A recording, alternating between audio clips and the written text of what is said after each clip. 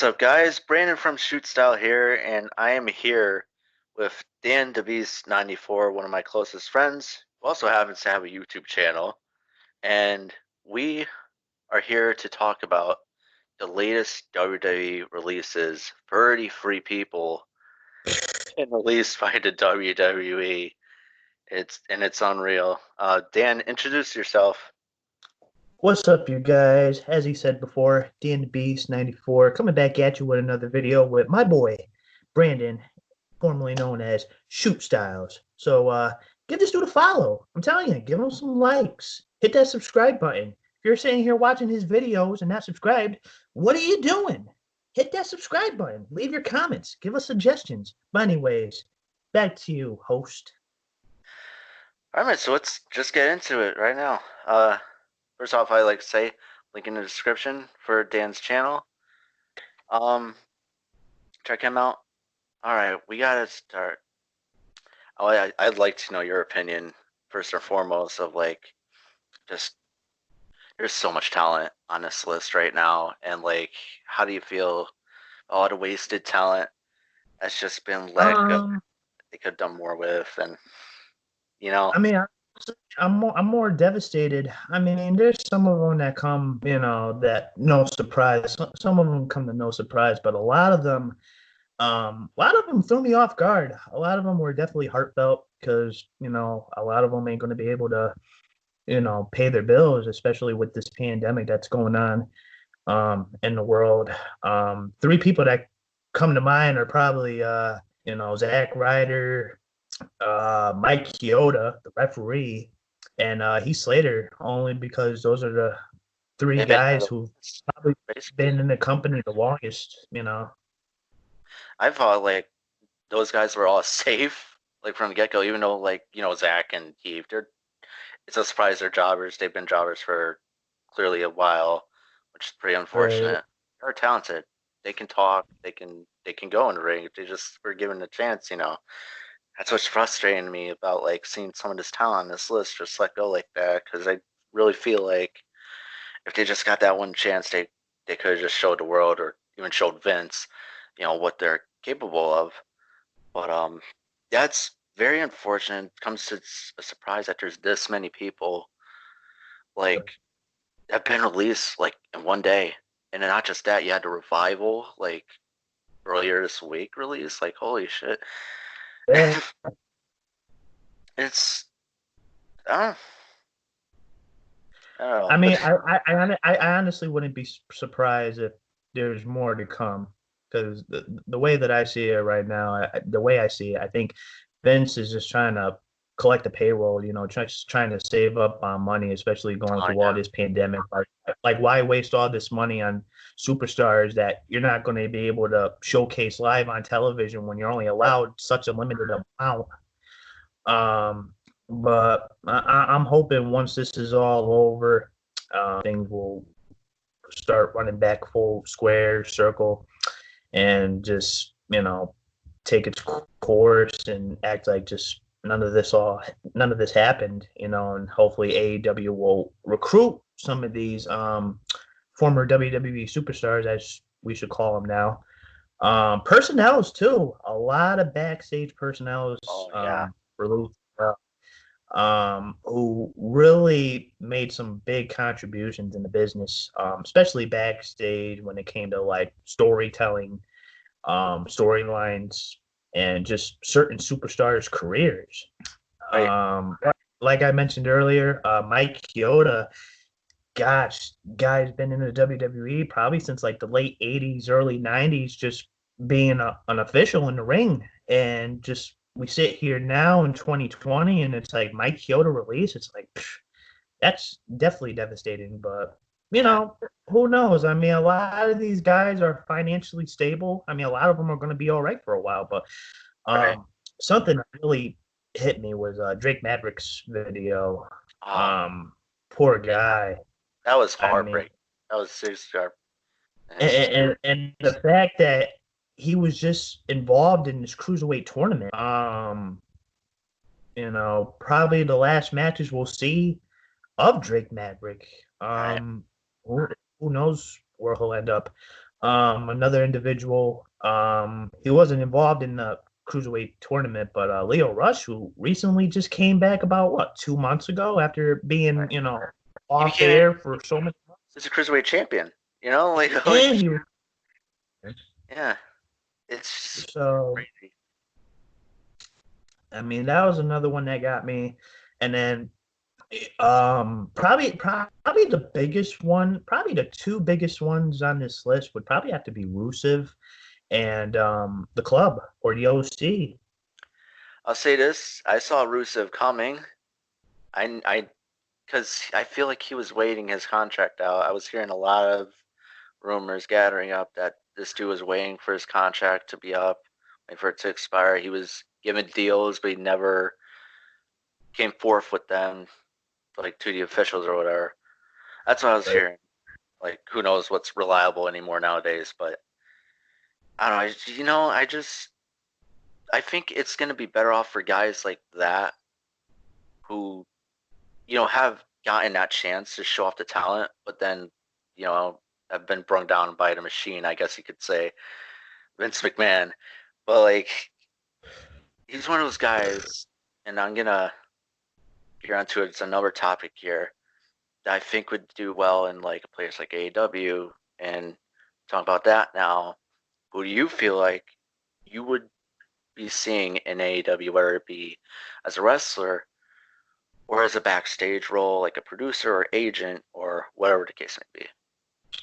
Well, I mean, I tell you this much. I mean, AEW has definitely given a lot of opportunities to superstars who were previously in WWE, and basically their creative controls were just shot down because one, Vince wasn't interested, or two, they just weren't seen on television as much. I mean, the way I see it with some of these guys who are released, I mean, I could definitely see someone like Rowan making his way to AEW just because, hey, my buddy's there. Let me go reunite with him. Mm-hmm. And another one that was definitely underutilized, two people, I should probably say, Mike Kanellis, Mike Bennett, who was known in the independent scenes. One hell of a guy, definitely one hell of a competitor. Of a wrestler. Change, getting his life back on track, going through Got in shape. sobriety, Got in good shape. and guy was just, he hardly even utilized on TV. I mean, he was brought in back in, I want to say, what, 2016, 17, made his way into the Money in the Pink pay-per-view, got put into a feud with Sami Zayn, won that one match, and then after that, it was just like a losing streak. And then what? He had that one match on Raw with Seth Rollins and Becky Lynch, and Yeah. that really didn't go anywhere as well, which I had high expectations for him for being And involved then in a storyline like that. yeah, and then they did a pregnancy angle with him, which I really didn't like. And No, I just and then like you had Maria coming out each week just verbally burying the guy, like saying you're a horrible husband, you're gonna be a horrible father, like shit, like dude, come on, like you're really gonna have this man go out there in front of TV and he's just gonna have his own wife, like just say this shit. Like, that looks bad in retrospect, but I didn't like how they handled that, and he deserved a lot better than that. And we've seen him like live, we've seen him wrestle, yep. and like he's very good. He's been with the Kingdom and Ring of Honor, and we've seen him in New Northeast Wrestling. It's just overall I great. mean, Like he had a brisk stint in TNA too for a little bit before being called up. Um, Another guy that I would like to mention who was definitely underutilized for the second time, shot down by WWE, EC3. oh Obviously yeah, this guy's career basically started in WWE back when NXT was more of like a developmental slash, they made it seem like an reality. obstacle, Ah, reality that was TV, yeah. you know. Derek Bateman, I think that was his name, and Yep. then obviously he went on to TNA became Ethan Carter III, who was related to Dixie Carter. Like, ooh, didn't really think It nothing of worked it. out. Just like, oh, another washed up NXT guy who's probably not going to get nowhere. But he definitely improvised, Yeah, especially with his skills in the ring, mic skills, you he had the know, look. chemistry, just all that, just in ring psychology. And then, you figure, all right, he got re-signed by WWE, going to be back down in NXT. Had a very good start. Not the best start, but better than where he was a couple years back. Right. And then basically just calling him up to the main roster, he was practically a mute. Never really gave him a chance to talk on the mic, you know. And that was definitely the downfall. That was definitely something I wouldn't expect out of Mr. McMahon, because you know how McMahon likes his big tough guys, Yeah. physiques and everything. So I was expecting, oh, EC3 is gold. He's probably finally going to get recognized by the big guy. Yeah. Fortunately, that didn't transpire into anything. No proper rivalries. But going down the list now that I'm thinking about it, one that really caught my eye that I wasn't expecting was Sarah Logan. Especially I know. after her involvement in the Elimination Chamber match just over a month ago with her fellow Riot Squad members.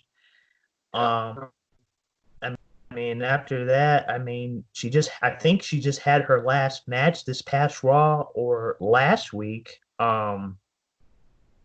Yeah, I mean, she was definitely something I she's definitely somebody I wouldn't expect to get let go that early, especially with her husband, um, Eric, being with the company as well as Yeah. they're engaged. Um, But like I said, with these whole set of releases that were released today, no pun intended, um, I think there's more to come. Just from my perspective, I mean, a lot of guys were kind of like no shockers. EC3 wasn't really a shocker because there were times where he didn't want to be there. He expressed Oh, himself. yeah. Rusev, obviously, as well. There was a couple times with Mike and Maria. Um, Eric Young, definitely somebody who you didn't really see a lot on TV, especially after the departure of the whole Sanity group. I never got why they did that. I I thought they could have went somewhere with that group. It's a and good group. he was mainly used during 24/7 title angles. Mm. Just It was easy you free. know, yeah. Oh, like, So that was I mean, Eric, kind of wasn't a surprise.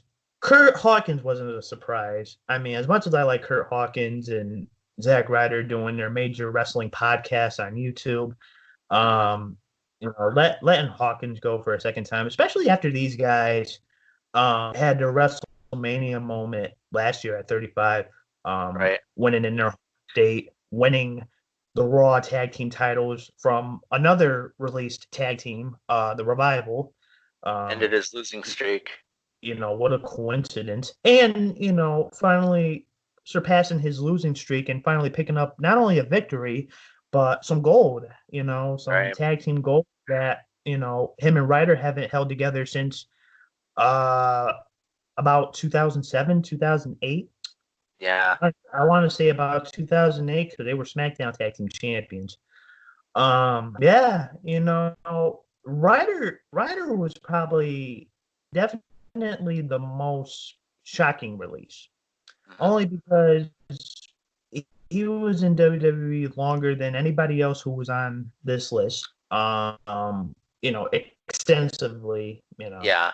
and I can practically just go down Ryder's career, starting off with Kurt. as the Major Brothers, Brian and Brett Major in ECW, Oh yeah. to become Edge heads with Edge, and basically, oh, I'm Kurt Hawkins, Zack Ryder, basically becoming Edge's minions. Yeah. To breaking off the tag team competition, and then basically for Zack to get drafted to ECW. Something off the Jersey Shore, obviously, with his character with the spiky hair and the one singlet tights. Um, oh boy, that was just horrifying to watch at the time. Mm. Um, and then obviously Kurt Hawkins was tossed around between shows like WWE Superstars and all the C shows.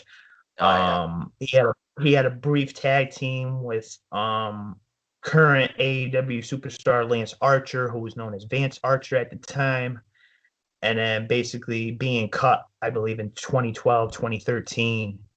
And then basically Ryder just, holding all the luggage. He would get on and off storylines, uh, won the United States Championship match, had a brief rivalry, I guess you could say, with Kane and the whole Eve Torres storyline with John Cena, Game beat the which shit out of was, him. yep, I thought that they, felt a they little one rolled, sided there. they rolled him off the ramp. That was Yeah. boy. I'm And sorry, I thought then that was the funniest thing ever at the time. and coming around 2016, you would really think Zack Ryder would have some redemption. Mm-hmm. Obviously climbing the ladder at WrestleMania 32, winning the IC title that, everybody has to have the WrestleMania moment. So that was definitely an unexpected moment, but Yeah. obviously that was crushed the next night, Monday Night Raw, Miz regaining the IC title. Right. And then after that, just after Kerr Hawkins came back a little bit after Kerr Hawkins came back in 2016. They finally decided to put them back together. Obviously, Ryder was in a tag team prior to him and Hawkins getting back together with the Hype Bros. Yawn. That's all I can say. Yawn. Uh, but I think Hawkins and Ryder together, that was definitely a great come up story because they grew up together, tag Oh team yeah. together, came to WWE, and then they finally won the Raw tag team titles at the grand stage of them all. Reminds So me a little bit of Edge and Christian a bit when you put it that way. I mean, that's basically what it is. I mean, if you look at it, I mean, Edge basically took them under his tutelage, I guess you Yeah. would say, a little bit, you know. But now with Hawkins and Ryder released, I mean, I guess you could say that was a tag team release, another tag team released by Mm-hmm. WWE. And the End Club. I mean, do you really see them going anywhere else? I mean, I would definitely like to see them in AEW, especially with the tag division they have down there. It's killer. I think Yeah. AEW's tag team right now is definitely better than WWE's. And I think Great. Ryder and Hawkins can definitely, get your ears ringing when it comes to getting some anticipation, and giving the fans just what they want. Oh yeah. Uh, yeah. Uh, what was another name that was released? Let's see. Well, since you were talking about tag teams, Luke Gallows, Carl Anderson, the Club. That's a big one. The only thing, I could definitely see them either going back to Japan or definitely signing with AEW since all their buddies are down there. Oh yeah. So But I they let get people go to Japan now. Like they'll let some of the wrestlers go to Japan. Like for certain contracts, I guess. Like they let Moxley, Jericho, uh, and then like they take people from Japan. Like Jeff Cobb came down to AEW like for a couple of events. They got Lance Archer. Um, so I could definitely see him going to AEW, and then like they can be given the opportunity to go to like New Japan to do whatever the hell they want. right. I think that'll be great for them actually. They'd make a That lot that of money that way. Oh yeah, with those guys, I could definitely see it. Maybe even rejoining maybe Kenny Omega, some of the guys in AEW, just getting like an elite roster, Oh yeah. just formed together. Like, hey, we got Gallows and Anderson now. We could do whatever we want with these guys now. They're top talent. They really are. They're Hmm. definitely top talent, and especially for those guys who were just involved in a major storyline with AJ Styles and The Undertaker. Oh yeah. I don't want to. I don't want to. I don't want to say this without sounding offensive to some people, but I guess you could say it's a nice way to go out. Last feud with The Undertaker, and who Yeah. knows when we'll see AJ Styles on TV again. Right. And with Gallows and Anderson not with AJ Styles and with AJ Styles not being around, um, I guess it was the right move for WWE to pull the plug on Gallows and Anderson, who were other guys that were looking to leave prior to today's news. Hmm. Obviously, we've been hearing rumblings with a lot of these guys. Oh yeah. Um, in particular, I could probably say, obviously like Rusev, Mike and Maria Canales, who ended up signing some like extension contracts a couple months back. And then they Um, regretted it. They said something like, "Oh, we want to release now." Like I think it was like a couple weeks after they signed the contracts because they saw what they were doing with their storyline with the pregnancy angle. And they didn't like it very much, and they're like, "We're tired of this. We just want to release now." And they couldn't get it, but now they right. did. So good for them, I guess. Hopefully they find like some place to like show off their talent elsewhere and like just go all out with it, I guess, and become Yeah. stars. Well, we're gonna have to see once this whole pandemic, brushes by and everything. We'll see where a lot of these guys will end up. And I mean, a lot of them can't really do nothing right now. I mean, there's a 90-day no compete clause, so I mean, Well, are they obviously on? we're not. Hmm? Is everyone on this list on it? The 90-day compete clause, or are they like the revival where they don't have it? Not, not that I recall, but for some of those guys who were just released unexpectedly, I would expect them to have like a Maybe, yeah. 90-day no, because I think the revival were expected, obviously, because those were guys who were looking to get out for a while. Oh yeah. But I mean, for a list of 33 guys, I think you said like 33 guys who were released today.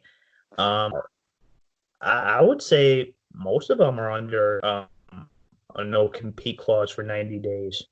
Um, Speaking of that, I mean, I have seen Leo Rush. I think Leo Rush might have been an exception because, right, I did see on his Instagram that he was taking bookings for like acting, music. So he might be doing something outside for a while. So I think financially he should be good for a while. Yeah. Um, I mean, as for the other guys, I mean, we'll see. I'm not sure.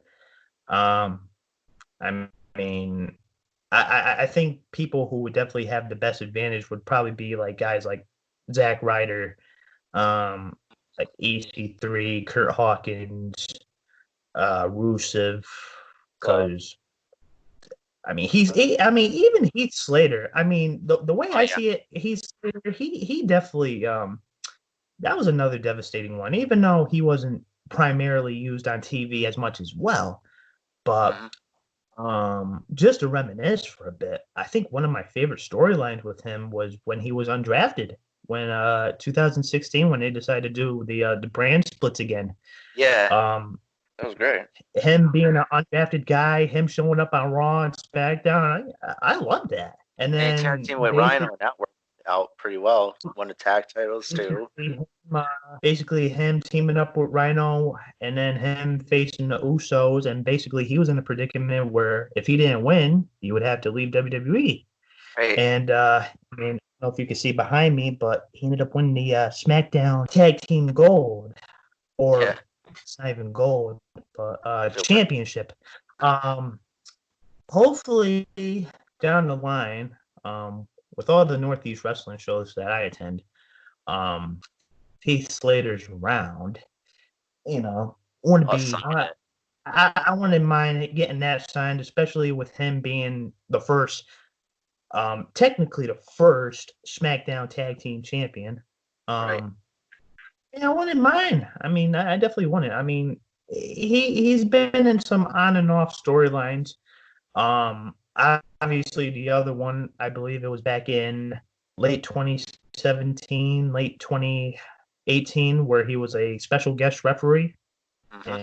and basically he just told Corbin, "Fuck you." I'm not doing this. I'm not putting up with it.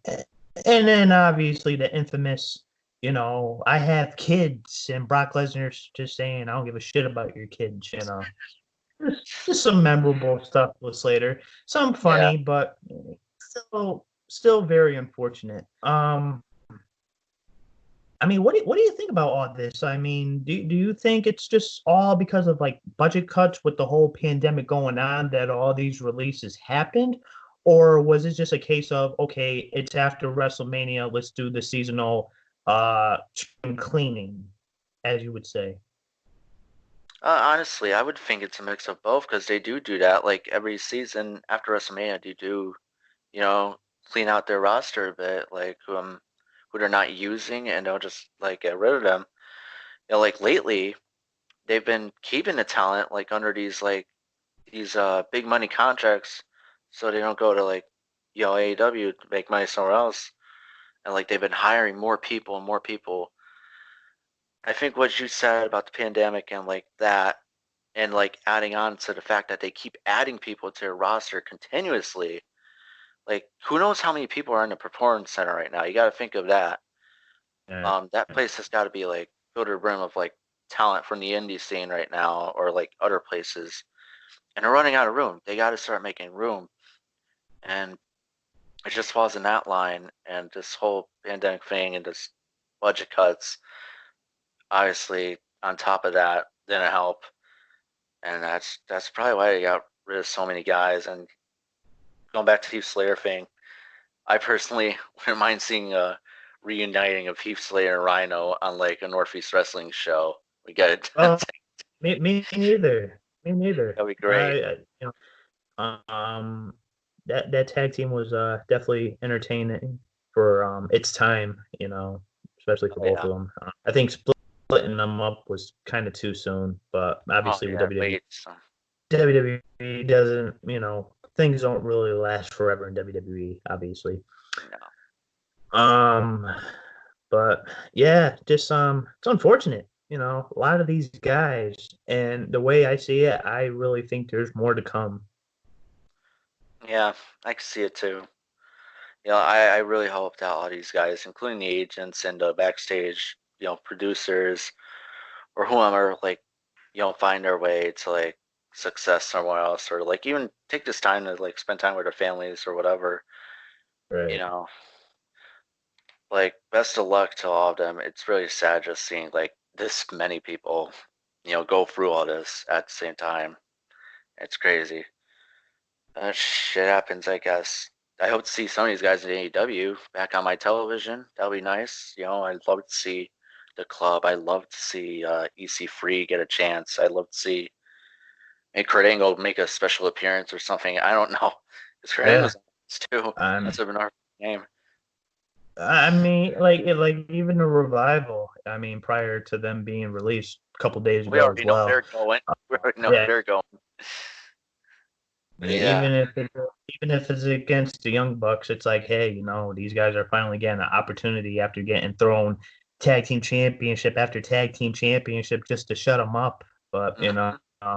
obviously they have taken under new identities now. Who knows what the tag team name will be?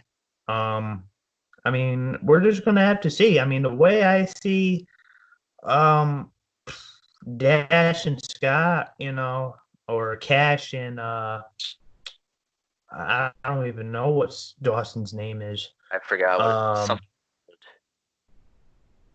Forgot his yeah, first name.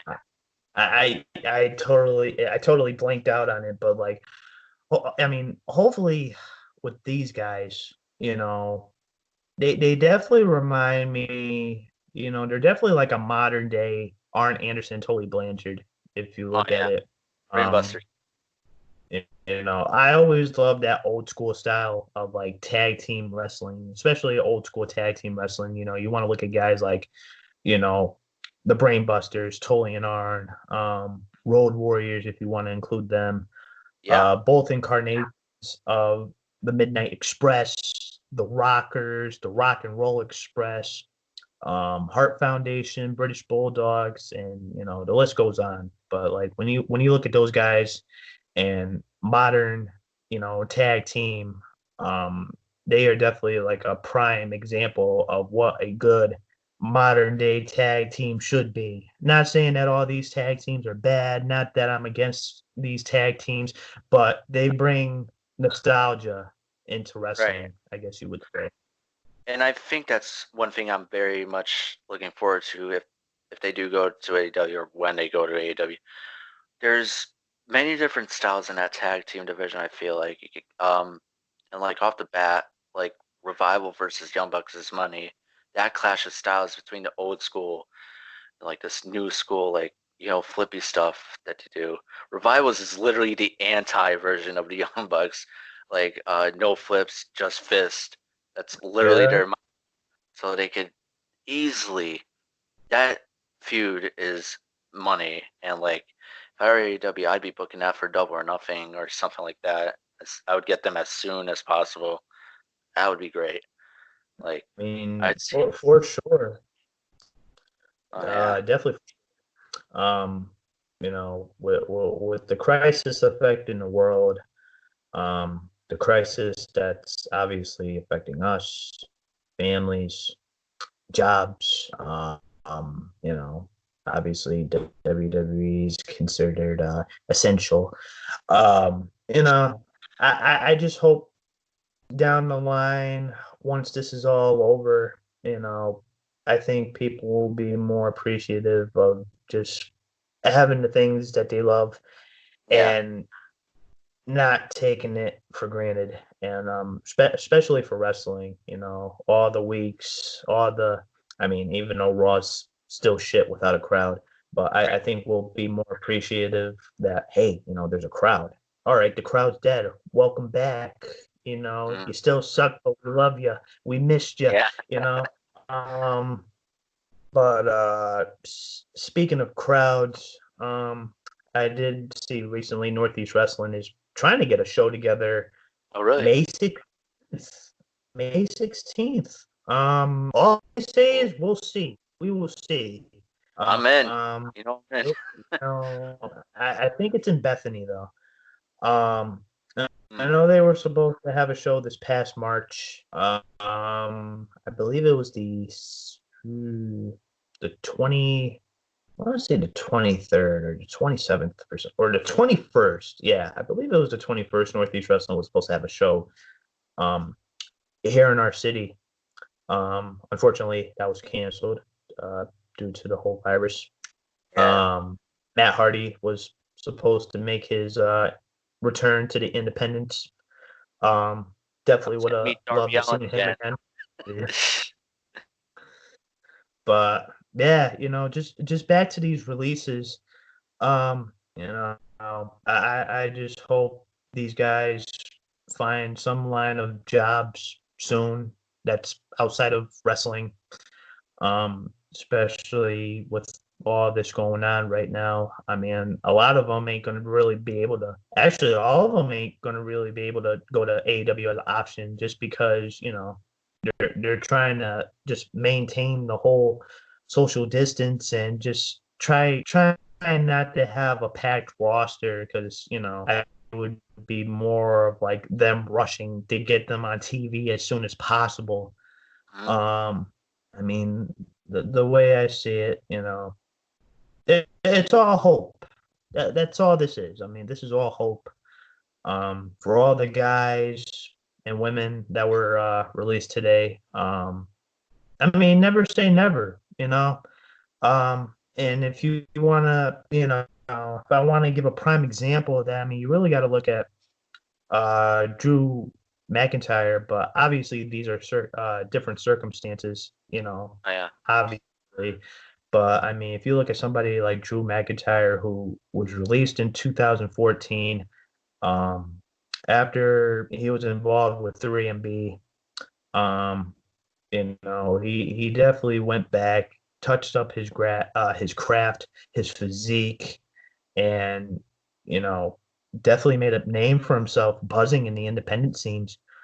And when he came back to WWE, it was just a matter of time that he would win a world title. I mean, obviously, he won the NXT title, and then this past month, WrestleMania, beat Brock Lesnar. Also won the Royal Rumble to get that opportunity. Yep. I mean, all I can say for all these guys is just just don't give up. And as unfortunate as it is, um, you know, anybody's welcome back to WWE. I mean, obviously, there's been countless opportunities for a lot of stars. I mean, Kurt Hawkins, this is the second time being released by WWE. Mm-hmm. Uh, third charm, maybe. We'll never know. We'll Yep. just have to see what the future has in store. What superstars are going to be headlining within the next 5 years or so, and just see where it goes. You know, but definitely a lot of these names definitely caught me off guard today. Oh yeah, definitely me too. And I feel the same way. Like I just want all these guys to just think about the positives, like of these things right now. Like, at least they're getting the time to spend with their families that they've been on the road away from for like so long, like on these like hard schedules that they've been on. So that's a good thing. Just look at the positives, and then like later on, who knows what you can expect in the future? Great things come for you in the future. Like if you play your cards right, who knows what we see? These guys, we could see some in WWE, we could see some in AEW. Either way, us fans are looking forward to it for sure. Um, Wait, can't wait. Anyways, I think we're gonna end off here. We've been over half an hour. This was a pretty good talk, man. I'm glad we did this. Hey, And you know what? I'm all for it. I'm all for discussions like this. It's all about passion. So oh yeah, it's wrestling. It's what I love, what you love, and obviously what the YWC appreciates. Well, yeah, so mostly. hopefully, yeah. All right, man. It's been great talking to you, and thank you for letting me make this video with you to put on my channel. I really appreciate it. No doubt. Like I said, Danthebeast94.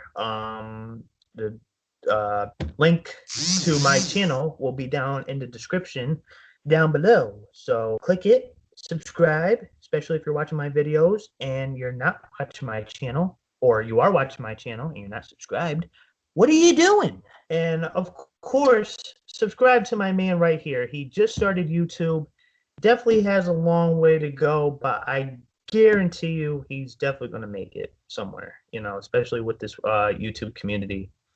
Um, we welcome you with open arms. So Thank you. uh, thank you for having me on your video for this discussion. So definitely something I wanted to talk about. And let's do it again. Oh hell yeah, no problem. Anytime, man. Anytime. I look forward to another crossover. Maybe even once this quarantine is all cleared up, we could, do one in person. So that'll be Oh great. yeah, stay tuned for that. That's All right, definitely definitely. stay tuned for that. And stay tuned for more content on the channel. Hope you enjoyed this. Talking to Danthebeast94. Uh, this is Brandon from Shoot Style signing off.